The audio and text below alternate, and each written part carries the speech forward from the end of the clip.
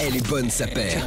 Je craque avec vous, monsieur le CEO, pour cette nouvelle émission. Elle est bonne, sa paire. Oh, il me dévisage, celui-là. J'ai dit une connerie ou quoi? Mais t'es beau. T'es malade, toi. T'es beau, c'est tout. Il est fou, lui. J'ai aimé un Il me peu. déconcentre dès le début. Elle est bonne, sa paire. On ouvre un dossier aujourd'hui avec la team. Monsieur le CEO, on commence par lui. C'est lui qui a bien voulu trinquer avec moi. Thomas Georgetti, Bleu de Paname, le grand Bonsoir. fondateur. Et évidemment, ces gars, roi du bavardage. Grand maître. Le grand bavardeur. Master. Le master. Le dossier chaud. On va parler foot et sneakers aujourd'hui. Ça vous va ou pas? Bah. Vous n'avez pas le choix, bah, on pourra parce que pas j'allais changer. dire. Ça m'aurait emmerdé que vous disiez oh non, changeons. Non, on ne pourra pas, on avait tout prévu. Et on remercie évidemment la place qui nous accueille tous les jeudis ici à 18h.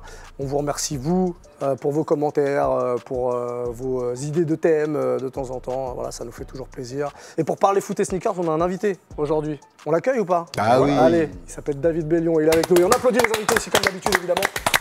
Bonjour. Salut mon gars. Bonjour. Ça c'est l'école Michel Drucker. Hein. Il nous a tout appris. Gimux. Ouais, c'est vrai, c'est comme ça qu'on m'appelle. Et je David, suis- bienvenue. Merci pour l'invitation. On te reçoit parce que tu es à la fois dans la mode et puis tu as été longtemps dans le foot. Et puis encore un peu, on est dans le foot à vie, non, je crois. Moi, comment je dis, je suis resté dans le foot, même maintenant, c'est un peu particulier. Ouais, mais, justement, ouais. on va y venir. Pour refaire ton parcours très rapidement, ancien footballeur professionnel, passé par l'AS Cannes très rapidement, et puis très vite en Angleterre, dans l'équipe de Sunderland, puis Manchester United, puis OGC Nice, les Girondins de Bordeaux, et la carrière se termine au Red C'est Star. ça. Alors à Cannes, je suis resté 10 ans, de débutant à D'accord. réserve pro. Ok, Et après, je suis parti en Angleterre. Et, donc pas du tout rapidement, je dis de la merde. Ouais, genre ma mère habite encore dans le sud, même si mon père habite à Ménilmontant depuis 40 ans. Mais bon, j'ai vécu dans le sud jeune et puis j'ai fait 10 ans de club quand l'AS Cannes était un club incroyable dans les années 90. Le centre de formation était le meilleur de France, je pense, franchement. Bon, magnifique. Une belle carrière en tout cas. Ouais. Et donc on le disait, ça se termine il y a quelques années au Red Star. Oui. Ça se termine du côté foot, on va Oui. dire du côté joueur. Et tu restes au Red Star, tu restes dans la maison Red Star. Explique-nous ce qui s'est passé. Il s'est passé que quand j'étais à Bordeaux, depuis 2 ans, je voulais arrêter le foot très jeune parce que j'étais passionné par trop d'autres choses et j'avais vite fait le tour. C'est comme ça, mais je me sentais un peu prisonnier dans une cage dorée, même si c'est incroyable. Je voulais juste payer le prix de ma liberté et déjà pour des raisons spirituelles, j'avais envie de voir autre chose et en même temps, mon rêve c'était de partir à Brooklyn. J'avais déjà commencé à faire du repérage vers Carroll Garden et tout, parce que j'avais 2 enfants et mon épouse. Et je rêvais de finir au Cosmos comme Pelé. Ça s'est pas fait, parce que le père de mon épouse est tombé gravement malade et est décédé. Et un ami à moi, un très bon ami qui s'appelle Benjamin Emer, qui est le boss des éditions Jaloux, donc l'officiel, Jalouse et tout. Un jour, quand il y avait la Fashion Week Homme janvier 2014, j'allais faire voir des défilés, notamment j'avais un bon ami qui s'appelait Damien Doma qui me dit que j'allais voir ses défilés et Benjamin m'appelle en me disant « T'es où? Je suis dans le train ». Il m'a dit « Tu vas faire quoi Fashion Week ?» Il m'a dit « Non, viens aux éditions, il faut que je te présente le boss du Red Star ». Je dis « Non, pas envie, etc. » Il me dit « Non, j'insiste » et il a eu raison.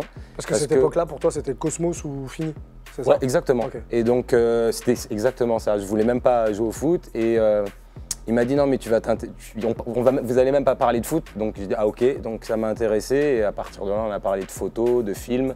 Parce que le président du Red Star a créé une grosse boîte de prod qui s'appelle Première Heure, où il a fait des films incroyables depuis 40 ans. On parle de Patrice Haddad, tu l'as pas nommé?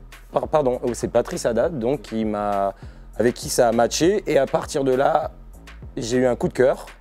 Et j'ai ramené ma femme et mes enfants à Paris, parce que j'avais un appartement à Paris déjà depuis longtemps. Et puis à l'instinct, je me suis dit bah j'y vais. Et on s'est dit quand tu arrêtes ta carrière, peut-être qu'on pourra faire un truc plus dans la créatif ou etc. Je ne savais pas où, comment, mais ça s'est fait naturellement. Un jour, on s'est vu rue Étienne Marcel.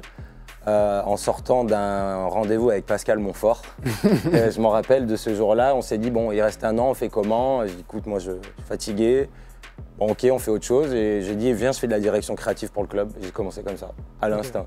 Ton taf sur l'image du Red Star, parce que c'est le seul, je pense, petit club en France, alors je ne sais pas dans le monde parce que je ne connais pas assez, mais qui a cette manière de travailler la communication, il me semble. On en a un exemple qui est juste devant nous. peut-être que ça va te permettre de nous parler un petit peu de ton travail, parce que tu as travaillé sur ce qu'il y a dans cette boîte. On l'ouvre, on en a déjà parlé l'année dernière.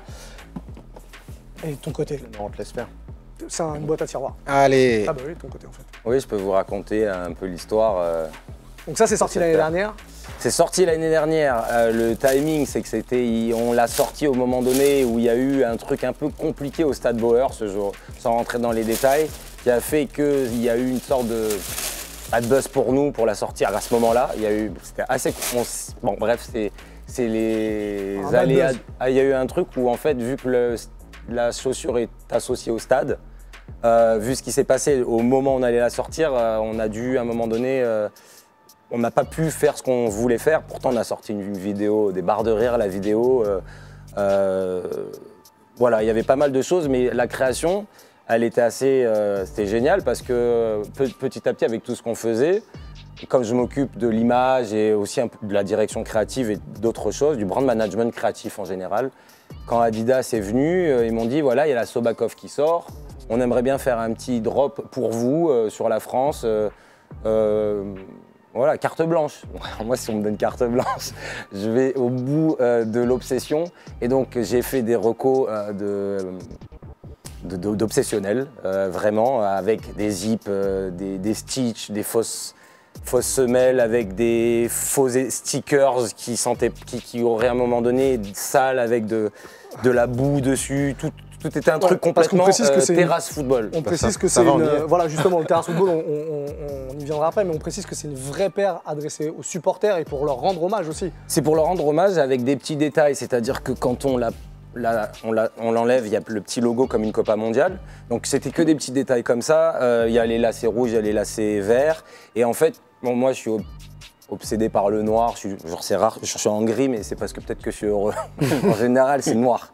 Donc noir. On a même de son côté, le président a une esthétique très noire, dans le sens où voilà, je trouve que l'ambiance noire est toujours belle, un peu comme des garçons Yamamoto, ça a toujours été un truc d'Amir Doma.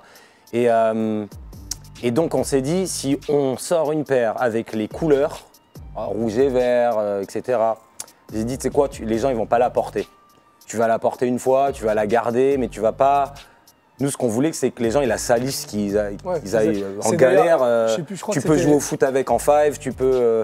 C'était précisé, mais c'était vraiment voilà, pour renverser la bière dessus.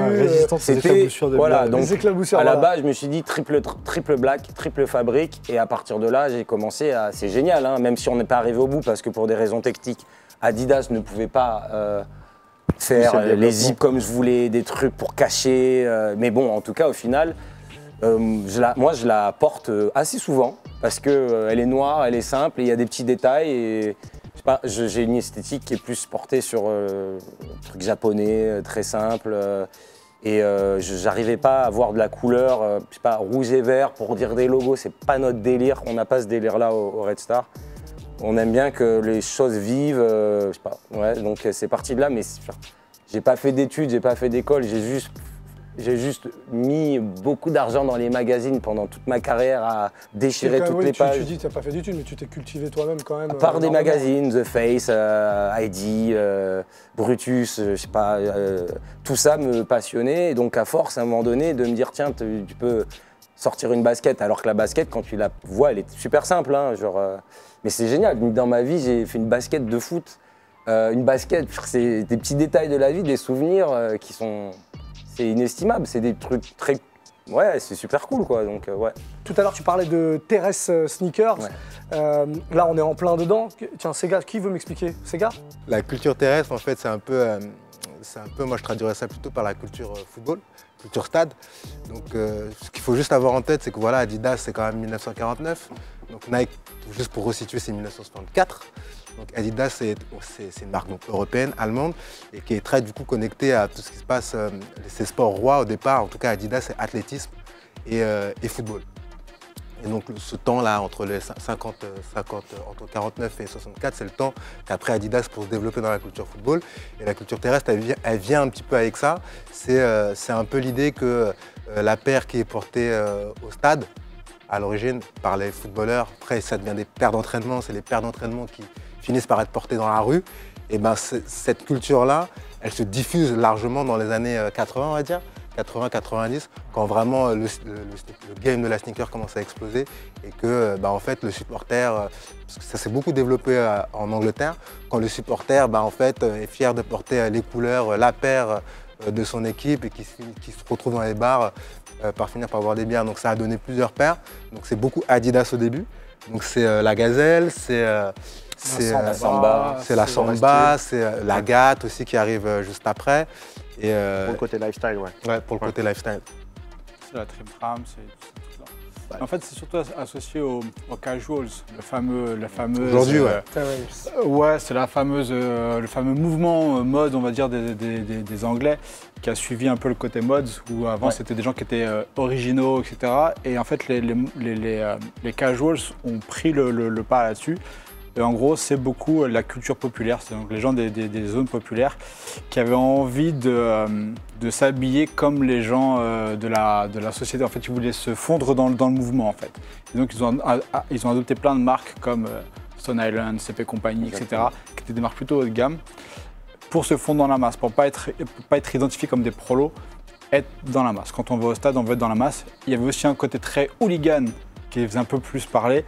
Le fait d'être dans la masse, tu allais moins te faire contrôler. Quand tu avais une bagarre, etc., tu pouvais partir en courant, on allait moins te reconnaître et te retrouver, etc. Il y avait ce côté-là.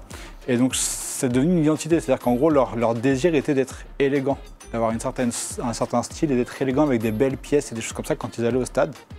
Et ces chaussures-là sont devenues iconiques de tout ça. Donc, c'est à partir des années 70, enfin 75, à peu près 80. Juste avant, c'est en fait le mouvement terrasse en lui-même, c'est quand même comme le playground ou la rue. Ouais. C'est-à-dire que c'est là où ça réunit l'ensemble des fans de foot. Donc ça va être les enfants, ça va être les familles, le papa, la maman, ça va être les hooligans et ça va être les firmes. Et les firmes, en fait, c'est là où on rejoint effectivement le casual. Mais le casual anglais, on a quand même besoin, je pense, de désamorcer ce que c'est que le casual anglais, parce que dans la tête des gens... D'accord, parce qu'on parle beaucoup d'Angleterre. Voir Football Factory. Tout parle d'Angleterre. Football Factory, The Firm aussi, avec Paul cette Anderson, qui est aussi dans Peaky Blinders. Là, il y a un film qui est sorti il y a une dizaine d'années, qui s'appelle The Firm, avec Paul Anderson, qui joue le rôle principal, et qui reprend tous ces codes-là, avec une arrivée de banlieusards, par les trains d'Essex qui arrivent dans des villes comme Manchester ou Liverpool. On les voit débarquer sur les quais de gare où ils sont en tracksuit, en Burberry, ils sont habillés en gang et ils vont aller affronter d'autres supporters. Mais c'est vrai qu'effectivement, il y a le milieu hooliganisme qui est très très présent, mais ça, il était même présent avant le casual. C'est-à-dire que dès les années 60-70, je sais que la violence dans le football, elle est déjà présente, notamment en Angleterre. Mais là où ça devient intéressant, c'est le clash. Toi, tu peux peut-être mieux nous en parler parce que vu que tu as été à Manchester. Et à West Ham aussi, qui est vraiment pour le coup, qui est assez... Manchester-Liverpool, c'est un peu Paris-Marseille. C'est-à-dire que historiquement, c'est là où les deux bastions ils se sont créés et les codes vestimentaires se sont imposés. Et ça a été lié à deux boutiques. Ces deux boutiques qui distribuaient des produits Adidas.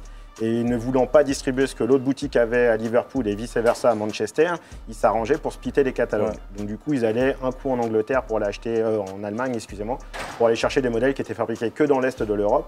Et c'est comme ça qu'ils ont créé des mythes sur la Hambourg, sur la Munich, sur toutes les fabrications de Tchécoslovaquie, autrichiennes, d'Adidas. Même les pays nordiques aussi sont très concernés par la culture casual. Donc la Suède, la Norvège, la Finlande, tout ça est très très proche dans cette culture, la Hollande et la Belgique. Nous, on était plutôt fans un peu hooligan, mais pas trop casual. On était plutôt sport prolo. Nous, on était plutôt le survêt du dimanche. Voilà, nous, on était plutôt sur le côté familial ou la bagarre, mais pas le côté identitaire avec créer un look par rapport avec l'après-stade.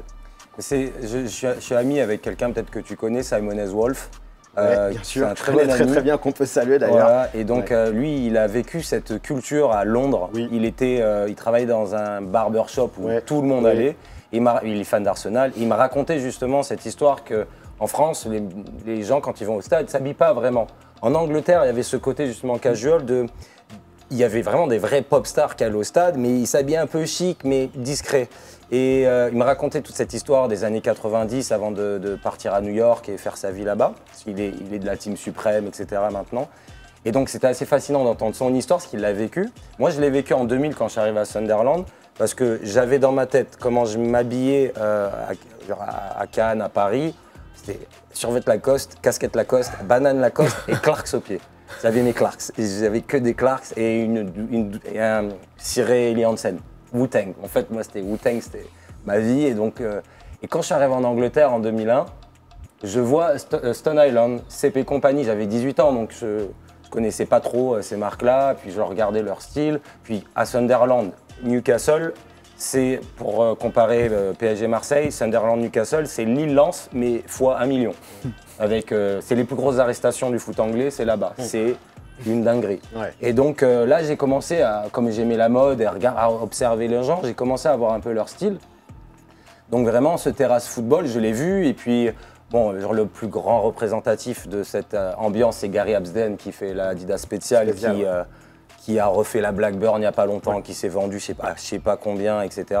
Et donc, c'est vrai que l'ambiance anglaise, elle est quand même une mode discrète. Ma femme est anglaise. Et quand je vais à Manchester, ses 2 frères tatouaient Liverpool. Donc en fait, cette ambiance casual, je l'ai vue même dans ma famille, quoi. Donc c'est pas la même manière d'aborder la mode dans le foot, quoi. Genre c'est vraiment un truc pur depuis la naissance. Ouais. Les modes, c'est passé au casual et tout ça. Donc c'est vrai de l'avoir vu, de voir ses supporters qui se tapent, voir l'histoire à West Ham, qui est un club qui était très très hardcore à l'époque. C'est assez, au niveau esthétique, c'est très très inspirant. On a beaucoup parlé des supporters, de ce qu'ils portent. J'aimerais qu'on parle un peu des joueurs maintenant. Dans les années 80-90, les joueurs se sapaient pas forcément. Moi, je sais pas, quand on pense à des gars comme Papin, hors terrain, ça se sapait pas en fait. Non. Si tu regardes bien, même encore l'équipe de France 1998. Il y avait que Emmanuel Petit dans son délire parce qu'il s'habillait en J3 de tête. Mais c'est vrai que la mode n'existait absolument pas en France. C'est marrant de voir comme ça a évolué parce qu'aujourd'hui, on a des joueurs qui sont limite des influenceurs, des Mbappé. C'est même pas limite, c'est qu'ils sont des Ronaldo. T'as joué avec Ronaldo d'ailleurs? Oui, 2 ans. Ouais. T'as vu l'évolution d'ailleurs de ce style? Totalement, oui. Oui. Je l'ai vu, je viens de faire un article, on m'a posé plein de questions avec Ice Nobayeti sur cette époque, etc. Où c'était quelqu'un qui avait aussi sa vision de la mode, liée aussi au côté latino-portugais de Armani, Versace, toutes les marques, comment dire, pas les sous-marques de Versace et tout, mais les marques Activewear, etc. avec le EA7 et tout. Et donc, il avait sa dégaine, 18 ans aussi. Hein, donc, oui, je l'ai vu parce qu'au début, genre, il portait beaucoup d'Armani et à la fin, il en est arrivé à faire une collection Armani. Mais il y avait quand même, à Manchester, il y avait des joueurs qui aimaient bien le streetwear US. On va parler d'un Rio Ferdinand, Quinton Fortune. Moi, de mon côté, je m'habillais différemment, mais j'étais souvent en Eddie Slimane de chez Dior à l'époque. Et autre chose, et comme des garçons. Mais donc, quand tu regardais les baskets des autres, il y en a qui s'habillaient en casual sans le savoir. En parlant de ça, il y a des joueurs anglais qui s'habillaient vraiment en casual, mais je crois qu'ils ne comprenaient pas trop tout ce mouvement derrière. C'est juste qu'en fait, les Anglais s'habillaient un peu comme ça, de base. Et il y en a qui aimaient bien, c'est l'époque Pharrell, Busta Rhymes, Jacob, Passe de Courvoisier. Donc la mode était un peu sur ces trucs un peu streetwear, Air Force. Mais c'est assez. Maintenant, la mode, ça n'a rien à voir. C'est un autre délire avec les footballeurs. Mais à cette époque, c'était soit un peu streetwear hip-hop ou casual sans le savoir, je dirais. Ouais. À quel moment tu identifies le changement, justement En mode? Ouais, chez les joueurs, hein, évidemment. Je pense que quand Instagram est arrivé, je pense que ça. C'est pas si vieux que ça, finalement. Ouais, parce que. Ils sont pas, les footballeurs sont consommateurs, mais ils sont pas intéressés de savoir qui est le créateur, qui est Kim Jones, qui est... Non, mais genre, je ne dis pas ça en caricaturant, c'est une réalité, c'est pas une moquerie, c'est une réalité, c'est de la consommation pure. Aller chercher les hits sans forcément creuser. Non, oui, c'est de la consommation pure, et maintenant, dans l'influence, c'est que un joueur de foot va regarder un clip de Travis Scott, il va dire « Ah bon, ok, c'est lui le rappeur, il s'habille comme ça, je les veux ». Parce que maintenant, StockX aussi est arrivé, il y a tout un truc d'Instagram qui a complètement changé la donne. Et maintenant, un truc de consommation, pas forcément de passionné. Non, il n'y a pas de passion vraiment. Il y a des influenceurs quand même là parmi les joueurs actuels. Qui sont les plus gros influenceurs? Bellerin qui est le number one. Je pense que Thiemoué, très rapidement, je l'ai récupéré J'ai récupéré, c'est pas le mot récupérer. On a commencé à collaborer ensemble avec le sport études. Je lui ai dit ce que j'allais faire. Je pense que ça va aller vite, à mon avis. Et ça allait plus vite que prévu. Mais bon, en toute sincérité, celui qui a beaucoup d'avance, c'est Hector Bellerin. Il a défilé pour Virgil Abloh, pour Vuitton, à Place Dauphine, il y a 2 ans. Il a amené Fort to Fort à Arsenal. Il vient de faire un truc avec H&M, donc il est déjà dans un autre niveau. Après, tu as un mec comme Serge Gnabry qui aime vraiment ça. Mais les joueurs, la mode et les joueurs, les sneakers, c'est juste une vibe. La Balenciaga chaussette est sortie, la sneaker, elle va faire le tour. Et puis dès qu'elle est finie, ça va être... tant qu'il y a un box logo Givenchy, et pourtant j'aime toutes ces marques, hein, Dior, Givenchy, mais c'est le box logo. C'est pas le truc rare parce qu'il faut comprendre que l'argent, genre, ça coûte cher et que pour montrer que ça coûte cher, il faut montrer qu'il y a la marque qui va avec. Ostentatoire un petit peu. C'est ostentatoire, mais c'est un peu, ça se comprend par rapport à ce qu'est le centre de formation. C'est la culture du football en général où les joueurs viennent d'un milieu modeste. Le signe de réussite, c'est de montrer ce qu'on a. Je prends Instagram pas comme un mauvais outil, mais ça a bouleversé la manière à un moment donné de se mettre en avant, les joueurs, etc. complètement. C'est Kylian Mbappé qui signe, le meilleur exemple c'est Kylian Mbappé qui signe avec Nike et dans le documentaire qu'on regarde il dit je veux ma paire. D'un point de vue strictement, je dis ça de manière pragmatique, hein, marketing, c'est aussi une manière aussi pour le joueur de valoriser son image. Absolument. Et un joueur qui a une image qui est hyper valorisée, bah pour des clubs comme le Real Madrid ou le PSG, ça peut compter parce que bah on doit vendre des t-shirts quand même à la fin. David Beckham, c'est l'exemple de ça. C'est l'un des premiers à avoir. Un grand joueur, mais il a monétisé des choses par son image, c'est évident. Ça. Justement, je pense qu'un Mbappé aujourd'hui, tu es un ambassadeur de Nike. Neymar est devenu l'ambassadeur de Puma aujourd'hui. Erling Haaland, etc. Mais pour le coup, ça en fait pas des influenceurs sur notre environnement. On parle de basket. Il n'y a aucun joueur de foot qui est influence sur ce niveau-là. En gros, ce qui se passe, c'est qu'aujourd'hui, quand une marque prend un ambassadeur, entre guillemets, ou un influenceur, en tout cas un footballeur, elle va lui faire un produit de son sport. Donc en gros, on va faire des paires de crampons pour Mbappé, pour Cristiano Ronaldo, comme on va faire une paire de baskets pour LeBron James, par exemple. Mais au final, c'est des choses que tu ne peux pas retrouver dans la rue. Les peu de collabs qu'il y a eu, c'est Cristiano Ronaldo qui a eu quelques paires de Air Max 97, de Air Force One, etc. Tu n'en as jamais entendu parler quasiment sur notre environnement. Sans parler des collabs, parce qu'ils peuvent porter des paires qui ne sont pas des collabs. Beckham, ouais, mais là, ils ont un job d'influenceur. Mais d'influenceur, mais donc pas en tant que tel, c'est-à-dire pas en tant que... J'ai fait ma propre paire. Non, ouais, bien sûr. Voilà, mais voilà, pas en tant de... pas de non, mais la lead. plupart des influenceurs que tu vois sur Instagram ne font pas par exemple, tu vois. Ils sont là pour Non, par mais contre, ça. ils les utilisent maintenant. Voilà. L'exemple type, c'est que j'ai amené Thiemoué chez Études. Il est actionnaire d'Études, ambassadeur d'Études. À partir du moment où on a commencé à le placer, à le faire autre chose que la normale, Dior m'a contacté pour qu'il soit le seul en France à faire un édito pour le Sport & Style.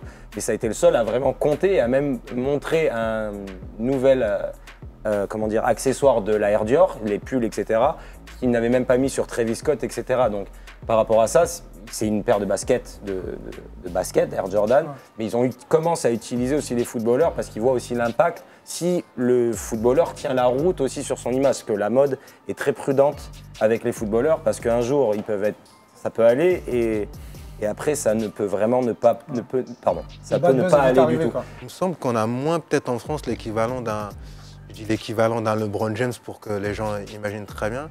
Et surtout que même, je pense que d'un point de vue strictement culturel, les joueurs ou les athlètes de haut niveau sont peut-être moins habitués à s'étaler et à faire différentes activités. T'expliquais ça très bien tout à l'heure, c'est qu'un joueur de foot, c'est en centre de formation, ça se concentre sur le foot. Et entre guillemets, l'environnement est fait qu'il se concentre que sur le foot. Il y a un truc dont on n'a pas parlé, c'est la collab Jordan PSG. J'aimerais bien avoir ton regard là-dessus.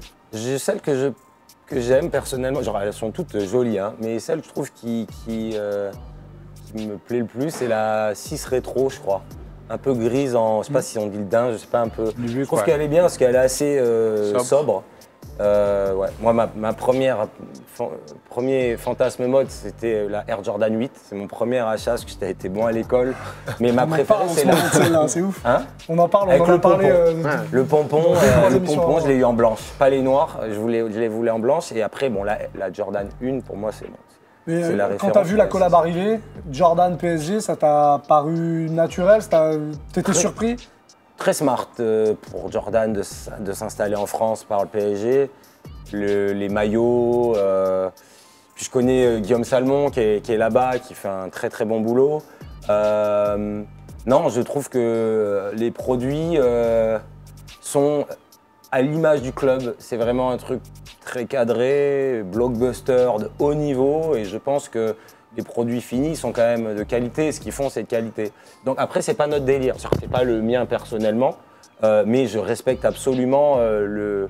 Aujourd'hui, je pense que c'est le club qui a beaucoup d'avance en termes de marketing pur. On a vu après Juve Palace, on a vu des choses, mais ils ont eu beaucoup d'avance très vite dans un truc où il y a vraiment l'idée de toucher. Ils savent où ils vont, la clientèle. Donc la 6, pour moi, c'est celle que je préfère, ouais, parce qu'elle est très sobre. Ouais. En fait, ce phénomène-là, en fait, l'arrivée de Jordan avec le PSG, c'est le signe que Jordan n'est plus une marque de basketball, c'est une marque de sport à part entière. Donc ils ont voulu intégrer le foot par le biais de l'un des plus grands clubs du monde aujourd'hui. Je suis supporter, donc je suis peut-être pas très objectif, mais l'idée c'est que, comme tu disais, en termes de marketing, en termes de rayonnement, c'est certainement la croissance la plus importante aujourd'hui. Et aujourd'hui, ça vient titiller les Manchester United dans le monde entier, ça vient titiller les plus grands clubs. Et donc, arrivé par ce club-là, c'était un très bon coup de Jordan. Et c'est ça qui est ouf, on avait déjà parlé dans d'autres émissions, quand tu vois des joueurs NBA qui arrivent au match avec des t-shirts ou des suites PSG, enfin écrit en gros Paris et tout, c'est hyper fort en termes d'impact, tu vois, à l'arrivée. Ils l'ont très bien fait. Très bien fait. On va terminer ce dossier en revenant sur toi et à ton actu, ou alors les futurs projets. On parlait de collab, est-ce qu'il y a d'autres collabs qui vont arriver de ce style-là pour le Red Star? Pas en basket. D'autres opérations de communication? Il y en a qui vont être assez lourdes, qui vont arriver, mais il y a des choses que je ne peux pas dire. On a un nouveau maillot qui va arriver, qui va être encore très conceptuel. De tête, qu'est-ce que je peux dire? Si, voilà, c'est vraiment le moment d'en parler. Il y a un bottier, au Puce de Saint-Ouen. Ça s'appelle Racmi, sa marque, et c'est une sorte de Berluti d'un mec qui s'appelle Jamel Racmi. Jamel le bottier. Jamel Racmi, on l'appellera qui comme était ça. un ancien runner, qui fait des chaussures où il se fait aider même avec des gens qui ont aussi qui ont un peu travaillé à Berluti. Et on est en train de faire une sneaker à notre sauce qui est complètement presque un hybride sneaker-chaussure, un peu comme Ronnie Fig il fait avec Clarks là dernièrement, un truc un peu hybride comme ça, mais c'est un ovni un peu le truc, parce que le mec c'est un bottier. Et on est en train justement de créer certainement, vu qu'on a le truc qui est la plus grande fierté, c'est qu'on a un Red Star Lab au club. On s'occupe des kids et on fait que des workshops pendant les vacances scolaires. Et donc dès qu'on a un peu de temps, on les met à la photo, au magazine. On a fait l'école de mode avec Casa 9-3, on a fait plein de choses. Participer à ça? Le but final, je ne veux pas encore le dire, mais ça va être le truc le plus... je crois que c'est le truc le plus évident, beau. Genre, franchement, ça me donne un peu des émotions parce que c'est tellement logique pour leur apprendre à eux à se débrouiller avec leurs mains pour apprendre tout ce qu'on fait. Et ça me fait penser à ma jeunesse et de me dire ce qu'on va leur faire. On en est tellement fiers. C'est plus important que de gagner 5-0 et perdre 5-0 parce qu'on aimerait bien que ce soit eux dans le club qui apprennent à un jour à être journalistes comme vous, à faire des choses. Donc ils sont même allés dans d'autres radios. Tout ce qu'on peut toucher au foot, radio, mode, bouffe, etc. On leur a tout fait. Et là, ils vont en faire un truc très cool. Et hors du Red Star, mon prochain sport-études est signé avec Jordan et en association avec Casa 9-3, avec l'école de mode. Donc ça va sortir pour le quai 54, etc. Bon, bah, on surveille ça, on va vous mettre des liens, tout ça, pour que vous puissiez retrouver tout ça. Merci en tout cas, David, d'avoir participé à cette émission. Merci, pardonnez-moi pour mon... Oh, t'inquiète, c'est ce qu'on cherche. Si t'étais pas bavard, ce serait relou. En général, apparemment, j'ai compris que c'était ça. Je me suis tué. On a peut-être trouvé ton maître. Non, jamais. Non, je ne non, vois pas partir, en fait, des fois. Tellement par passion, il s'est effacé un petit peu, mais c'est bien, c'est bien. Non, c'est cool. C'est pour ça qu'on t'invite, pour que tu sois bavard, justement. Merci à toi, en tout cas. Merci. Encore une fois, comme d'habitude, n'hésitez pas à nous mettre des petits commentaires, à dire ce que vous avez pensé. Si vous voulez proposer des dossiers pour la suite des thématiques, faites-vous plaisir. Voilà, on vous fait des bisous. C'est vrai, on fait ça? Ouais. Bisous tout le monde. À jeudi prochain, 18h. Merci encore, David. Ciao. Move Radio, Hip Hop Nation.